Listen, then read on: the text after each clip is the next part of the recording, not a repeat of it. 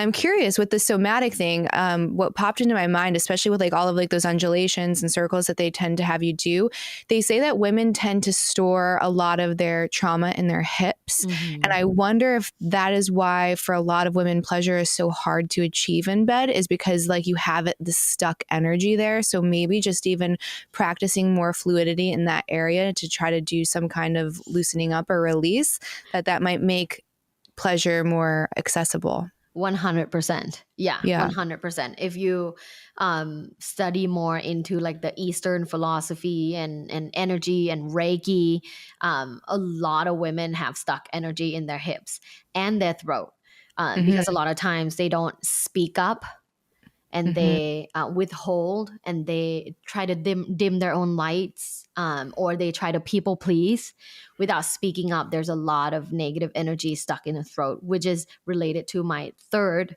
aspect of evolving your sexuality is the work of communication. It is definitely a great place to start with, like internally your mental space and your sexuality. So start with meditation, then go into body movement, and then go into communication, because you do need like that intensity and willingness to communicate from like already feeling good about yourself. It's really hard to engage in sexual communication when you don't have the confidence or the self-esteem to do it. So it's really good to work on yourself and work internally. Then the communication part becomes a little bit easier. Now, what is the work of communication? I think the easiest things to start with is actually positive self-talk. And as you know, and I think a lot of people listening will know, because this is kind of like a personal development podcast. So I think people have heard that our brain is a supercomputer. And when we talk negatively to ourselves, we create these neural pathways that are negative, and we're reinforcing negativity in our lives. That's why it's so important to almost never speak negatively about yourself. I would say don't ever speak negatively about yourself. And it's okay if you accidentally have, a Freudian slip, right? But just be aware and then correct yourself. Like, you know what? No, it's not that, it's this. You can always correct yourself. It's always a journey. I do that sometimes too. Sometimes I go, like I didn't do it I didn't do that task that well. Like I wish I did better. And then I just go like, you know what? No, I did my best and it will turn out fine. So it's important to engage in positive self-talk when it comes to your sexuality. You just mentioned that a lot of people don't even find themselves desirable. And that is extremely true. When asked, a lot of women will not rate their desirability higher than 5 out of 10. That's low. Right. And people sometimes joke things like, they will say things like, well, on my normal days in my yoga pants and my glasses, maybe I feel like a 3. But if I get ready and I wear a certain dress and I put my makeup on and I have my face on, then I'll feel like an 8.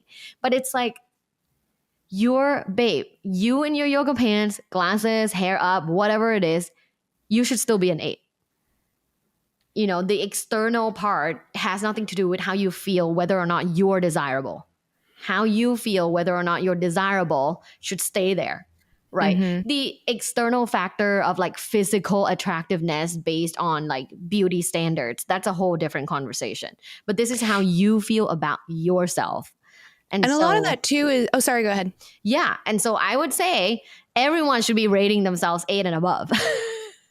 Yeah. And I think that intention is so huge. So it's like, are you rushing through getting ready? And are you leaving the house in a stressed place and where your nervous system isn't regulated? So of course you're not going to feel like an 8. You're going to feel like a 3.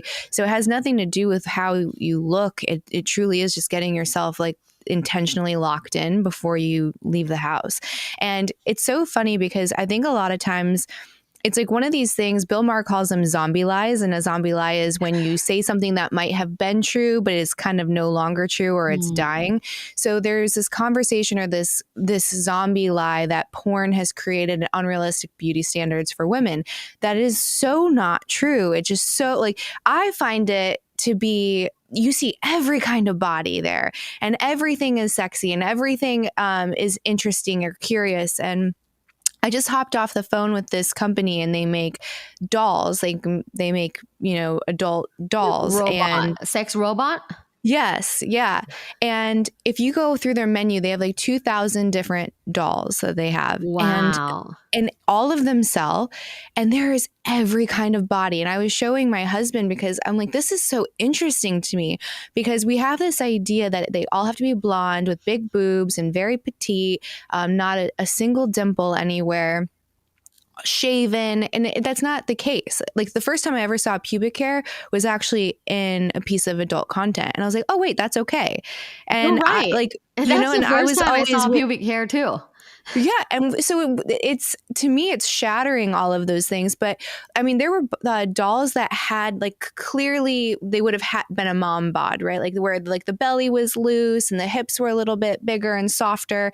And they had like, again, everything. And all of these dolls sell. And to me, what I think is so beautiful about that, it's like, if you can get to a space where you get out of your own head, you can realize that, like, even though you've gained weight, or even though you had a baby, or even though you don't look like that girl on the magazine, like, you are desirable you should be to yourself, and you are to someone else. Like, I promise, like, go scroll some of these sites or some of these shops, and you will see that men find a whole array of things attractive. And I think it's usually the women that are harder on the women. It's like usually the women that are like, oh, she's fat, she's gained weight, she's let herself go, look at her wrinkles. It's very rarely men, in my experience. Yeah, it's a lot of women. And we see that in like celebrities, like tabloids. Right? Like whenever there's a post like that on Instagram, there's always a lot of women like, whoa, she gained a ton of weight, or like, wow, she got fat. Or like, maybe you should stop eating, or something like that. It's so mean.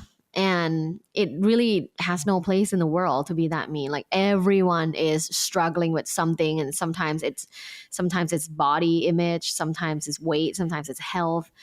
Some people have a lot of hair loss, and they're very insecure about their hair. There's just so many things that we're struggling with, and the best thing to go about life for me, and I'm sure for you too, because I can tell that you're a very positive person, is try to only speak positively. And if there is any kind of criticism, like notice yourself saying it and be like, okay, like I'm going to stop.